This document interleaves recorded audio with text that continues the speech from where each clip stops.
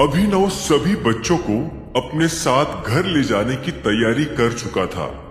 जैसे ही वो बाहर निकला तो उसे अनन्या मिली, जो कि उसके लिए नया सूट लेकर आई थी। जब अभिनव ने सूट में इंटरेस्ट नहीं दिखाया तो अनन्या ने उसे पटक दिया, ठीक वैसे ही जैसे वैभवी को उसकी जिंदगी ने पटका था, और वो सनी के ऑफिस में आकर खड़ी हो गई थी। क्या कहा उन्होंने? वैभवी ने रिसेप्शन पर खड़ी लड़की से बहुत उत्सुकता के साथ पूछा। रिसेप्शन पर खड़ी लड़की ने जवाब में कहा, आप अंदर जा सकते हैं। ये सुनते ही वैभवी मन ही मन उछल पड़ी। वो अंदर जाने के लिए तुरंत पलट गई, लेकिन इससे पहले कि वो एक कदम भी आगे बढ़ाती, तभी उसे पीछे से एक औरत की आवाज आई। तुम्हें उसका ऑफिस भी पता है? ये आवाज सुनते ही वैभवी रुक गई और पलटकर उस औरत को देखने लगी। वो औरत और कोई नहीं बल्कि शर्मिला थी। उसे समझ नहीं आ रहा था कि इस सवाल का वो क्या जवाब दे। ऐसे में उस औरत ने वैभवी की मदद करते हुए कहा, 3rd फ्लोर, लिफ्ट से left, 2nd cabin. Thank you, Vaibhavi ने कहा और निकल गई। जब वो ऊपर पहुंची तो उसने देखा कि सनी अपने ऑफिस में बैठा फाइल देख रहा था। असल में वो फाइल के जरिए ये बहाना ढूंढने की कोशिश कर रहा था कि वो वैभवी को देवेन के बारे में क्या कहे। उसे पता था कि वैभवी यहाँ असल में किस काम से आई है।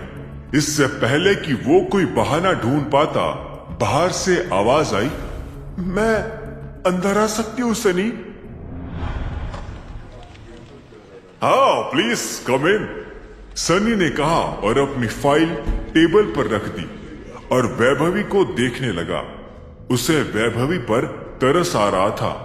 देवेन के होने से वो क्या थी और उसके ना होने से वो क्या हो गई थी।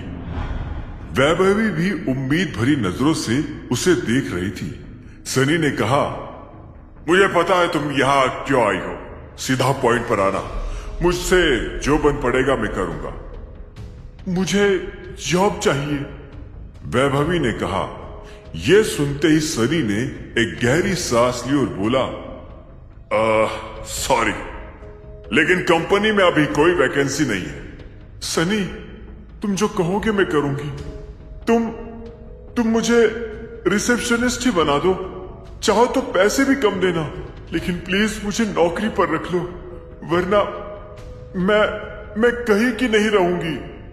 मैं तुम्हारी बात समझ रहा हूं वैभवी, तुम्हें कुछ पैसों की जरूरत हो तो वो मैं तुम्हें दे सकता हूं, लेकिन नौकरी नहीं दे पाऊंगा, सनी ने कहा और वैभवी के सामने हाथ जोड़ लिए।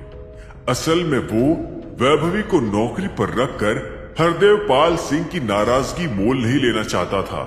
हरदेव जानते थे कि देवेन भाग गया है और ऐसे में उसकी कंपनी के लोग यहाँ नौकरी के लिए आने वाले थे, लेकिन हरदेव अपना स्टाफ बढ़ाकर नुकसान नहीं करवाना चाहते थे। इसके अलावा सनी को यह भी याद था कि वैभवी अभिनव की एक्स थी और अनन्या उसकी बीवी। अगर अनन्या को पता चलेगा कि वैभवी उनकी कंपनी में काम कर रही है तो अनन्या सनी को छोड़ेंगी नहीं। ठीक है। तभी वैभवी भी सनी का जवाब सुनकर वहां से बाहर निकल गई। उसे सनी के पास आकर मदद मांगना अपनी सबसे बड़ी बेवकूफी लग रही थी। वैसे भी सनी देवेन का दोस्त था, उसका नहीं, और सनी का ये रूप देखकर तो वैभवी को लगा कि वो देवेन का नहीं, उसके पैसों का सगा था। जब वैभवी इन्हीं सभी ख्यालों के साथ नीचे उतरी तो उसने देखा कि शर्मिला अभी भी वही रिसेप्शन के पास हाथ बांधे खड़ी थी। उसे देखकर ऐसा लग रहा था जैसे वो वैभवी के नीचे उतरने का ही इंतजार कर रही थी। वैभवी जैसे ही उसके सामने आई तो शर्मिला ने कहा, मैंने सुना है कि देवेन देश छोड़कर चला गया और उसके जाने के बाद उसकी कंपनी के काफी एम्प्लॉयज के पास नौकरी नहीं है, जिनमें से तुम भी एक हो, है ना? ये सवाल सुनते ही वैभवी शर्मिला की आंखों में देखने लगी। वैसे तो शर्मिला वैभवी को बेइज्जत करने की कोशिश कर रही थी, लेकिन वैभवी उसकी बातों का बुरा मानना अफोर्ड नहीं कर सकती थी। ऐसे में उसने गिड़गिड़ाते हुए शर्मिला से कहा, मैडम सॉरी, मैं सनी और आपको परेशान कर रही हूं, लेकिन मुझे इस वक्त जॉब की सख्त जरूरत है। मैं सनी से भी इसी बारे में बात करने आई थी, लेकिन उसने कहा कि फिलहाल कंपनी में कोई पोजीशन खाली नहीं है। हाँ, तो उसने गलत क्या कहा? यहां सच में कोई जॉब नहीं है। अगर तुम्हारी जगह मैं कंपनी में जॉब के लिए अप्लाई करती तो शायद मुझे भी यहां जॉब नहीं मिलती। शर्मिला ने वैभवी को देखते हुए कहा। वैभवी का दिल छोटा सा हो गया। उसने वहां से जाने का मन बना लिया, लेकिन इससे पहले कि वो निकलती, शर्मिला ने मुस्कुराते हुए कहा, लेकिन मेरे पास तुम्हारे लिए एक बढ़िया नौकरी है। ये बात सुनते ही वैभवी के दिल में उम्मीद जाग गई। उसने कहा, प्लीज बताइए मुझे क्या करना होगा, मैं सब कुछ करने के लिए तैयार हूं। शर्मिला ने वैभवी को ऊपर से नीचे तक देखा और बोली, तुम अभिनव की एक्स हो ना? ये बात सुनते ही वैभवी झिझक गई। उसे समझ नहीं आ रहा था कि जॉब और अभिनव की एक्स होने में क्या डायरेक्ट कनेक्शन था। एक पल के लिए हिचकिचाने के बाद उसने धीरे से हाँ में सिर हिला दिया। शर्मिला ने मुस्कुराते हुए कहा, तो ठीक है, एक डील करते हैं। तुम वही करोगी जो मैं कहूंगी और उसके बदले में मैं तुम्हें पैसा दूंगी, ढेर सारा पैसा। मैडम, लेकिन मुझे। इससे पहले कि वैभवी अपनी बात पूरी कर पाती, शर्मिला ने उसे बीच में ही काटते हुए कहा, 1 करोड़ रुपये। ये रकम सुनते ही वैभवी की आंखें फटी की फटी रह गई। 1 करोड़ में तो वो इस जन्म का तो क्या, अगले जन्म का खर्च भी मजे से चला सकती थी। लेकिन उसे अभी तक ये पता नहीं चला था कि उसे काम क्या करना होगा। उधर जब वैभवी शर्मिला के सामने खड़ी थी, तब इधर अभिनव भी अपने ऑफिस में बैठा कई सारे ख्यालों को सुलझाने की कोशिश कर रहा था। सबसे पहले तो वो निहारिका के बारे में सोच रहा था। रात भर से उसके दिमाग में एक ही ख्याल कौंध रहा था कि निहारिका पलाश के फूलों में शामिल है। लेकिन अभिनव अपने इस ख्याल के पीछे का ठोस कारण नहीं ढूंढ पा रहा था। लेकिन अरबाज ने ऐसा क्यों किया होगा? उसने क्यों बिंदु को अपने पास रखकर निहारिका को पलाश के पास भेजा होगा? कहीं कुछ तो गड़बड़ है। अभिनव ने अपने आप से कहा। उसने ठाना कि वो आज रात ही इस गड़बड़ के पीछे का राज जान लेगा। ठीक इसी वक्त कैबिन के दरवाजे पर दस्तक हुई। अभिनव अपने ख्यालों से बाहर आया और दरवाजे की ओर देखते हुए बोला, यस कम इन। दरवाजा खुला और मायरा अंदर चली आई। बॉस, आपने मुझे बुलाया? मायरा ने पूछा। अभिनव ने हाँ में सिर हिलाया और बोला, मुझे तुम्हारी हेल्प चाहिए। मैंने अभी एक कंपनी खरीदी है, लेकिन मुझे समझ नहीं आ रहा कि मैं उसका करूं क्या। इसलिए मैं सोच रहा हूं कि जब तक हमें कोई बढ़िया बिजनेस आइडिया नहीं मिल जाता, तब तक हम उसे बंद कर देते हैं और उसके क्लोजर और उसके नए बिजनेस आइडिया की जिम्मेदारी मैं तुम्हें देना चाहता हूं। अभिनव के मुंह से ये बात सुनते ही मायरा खुश हो गई थी। उसके चेहरे पर एक बड़ी सी मुस्कान आई और उसने कहा, मैं इस काम के लिए तैयार हूं सर। ठीक है, तो इसे जल्दी शुरू करते हैं। जी सर। जब भी तुम्हारा यहाँ का काम खत्म हो जाए तो तुम बाहर चली जाना। मैं इस काम के लिए तुम्हें टिप भी दूंगा। Thank you so much boss, मैं सारा काम अच्छे से करूंगी, मायरा ने कहा और अभिनव ने मुस्कुराते हुए उसे कंपनी की डिटेल्स के बारे में बताना शुरू कर दिया।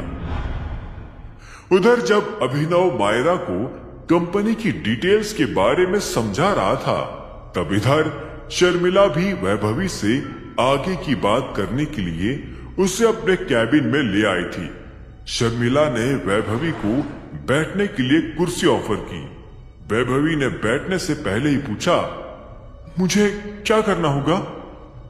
पहले बैठ तो जाओ, शर्मिला ने हंसते हुए कहा।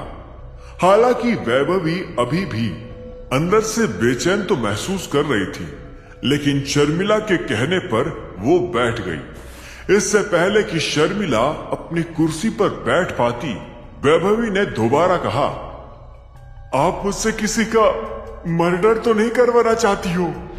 यह सुनते ही शर्मिला ने वैभवी को एक पल के लिए देखा और फिर जोर से हंसने लगी। उसने कहा, That's so funny. तुम ऐसा सोच भी कैसे सकती हो? लेकिन यह अच्छा था। पर हां, तुम्हारी जानकारी के लिए बता दूं कि ऐसा कोई सीन नहीं है। मैं तुम्हें किसी की सुपारी नहीं दे रही हूं। यह सुनते ही वैभवी की जान में थोड़ी सी जान आई और उसने मुस्कुराते हुए कहा, नहीं, वो बस आप मुझे इतना अमाउंट दे रही है तो मैंने सोचा कि एक बार पूछ लूं कि मुझे क्या करना होगा। शर्मिला ने उसका डाउट क्लियर करने के लिए आगे कहा, मैं जो काम तुमसे करवाना चाहती हूं उसमें तुम्हें किसी को नहीं मारना है और ना ही किसी को नुकसान पहुंचाना है। यह काम बहुत ही सिंपल है। अच्छा, तो मुझे क्या करना होगा? तुम्हें जो करना होगा उससे पहले मैं तुम्हें यह बता देती हूं कि मैंने तुम्हें इस काम के लिए क्यों चुना। ये काम अभिनव से जुड़ा हुआ है और उसे तुमसे बेहतर कोई नहीं जानता, इसलिए मैंने तुम्हें बुलाया है। अब आते हैं काम पर। काम बड़ा सिंपल सा है। तुम्हें अभिनव को अपने साथ एक वन नाइट स्टैंड के लिए रेडी करना है। यह सुनते ही वैभवी के कान खड़े हो गए। वो अपनी बड़ी बड़ी आंखों से शर्मिला को घूरने लगी। शर्मिला जानती थी कि वैभवी को यह सुनकर झटका लगेगा और वो वैभवी को झटका देना भी चाहती थी ताकि बाद में उसे पुचकार सके। शर्मिला ने आगे कहा, असल में यह होगा तो वन नाइट स्टैंड ही, लेकिन इसमें वन नाइट स्टैंड जैसा कुछ भी नहीं होगा। बात उस स्टेज तक जाएगी ही नहीं। तुम्हें बस अभिनव को बुलाना है, उसे गले से लगाना है, एक किस गाल पर, एक किस माथे पर हो सके तो, 2-4 गर्दन पर और एक छोटा सा किस होठों पर, बस, ताकि मैं यह साबित कर सकूं कि अभिनव अनन्या को चीट कर रहा है। वैभवी को जो झटका लगा था यह सुनकर अब वो और ज्यादा बड़ा हो गया था। वो अपनी बड़ी बड़ी आंखों से शर्मिला को घूरे जा रही थी। लेकिन आप ऐसा क्यों करवाना चाहती है? मुझे नहीं लगता मुझे तुमसे यह भी बताने की जरूरत पड़नी चाहिए। इतनी समझदार तो तुम हो ही। अब यह बताओ कि काम कब से शुरू करोगी? वैभवी दुविधा में आ गई थी। उसे याद आ रहा था कि उसने अभिनव के साथ पहले क्या किया था। उसने पहले जो किया था वो दोबारा वही सब नहीं करना चाहती थी।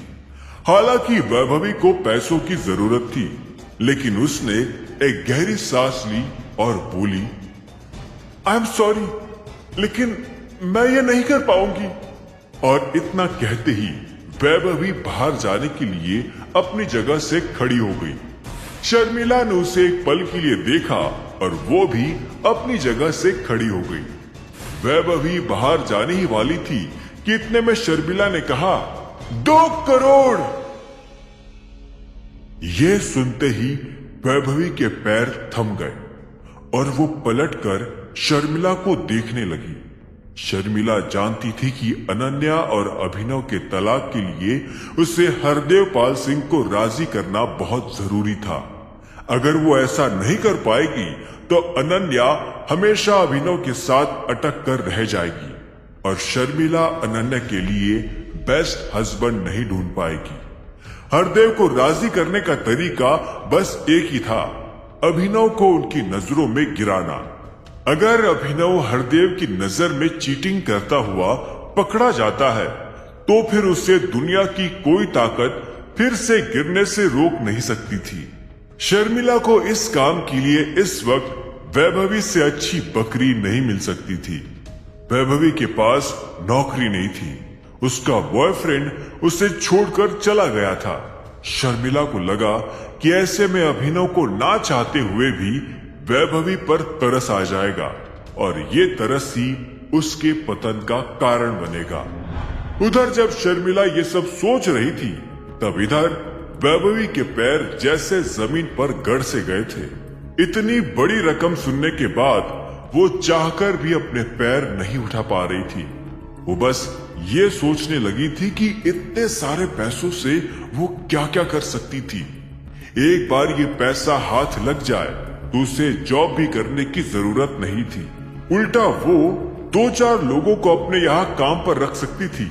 ठीक इसी वक्त शर्मिला ने अपनी तरफ से और एक पत्ता फेंकते हुए कहा, तुम चाहो तो एडवांस के तौर पर मैं तुम्हें 50 लाख रुपए अभी इसी वक्त दे सकती हूं, और वो भी कैश। ये सुनते ही वैभवी का दिल जोरों से धड़कने लगा। उसकी सांसें फूलने लगी। शर्मिला उसके जवाब का बेसब्री से इंतजार कर रही थी। अब आगे क्या होने वाला था? क्या वैभवी इस काम के लिए हाँ कर देगी? अपने फायदे के लिए क्या वो अभिनव का फायदा उठाने के लिए राजी हो जाएगी? और क्या अभिनव वैभवी के इस जाल में फंस जाएगा? शर्मिला के इरादों की होगी जीत या अभिनव का तेज दिमाग बाजी मार जाएगा? इन सभी सवालों के जवाब जानने के लिए सुनते रहिए आगे।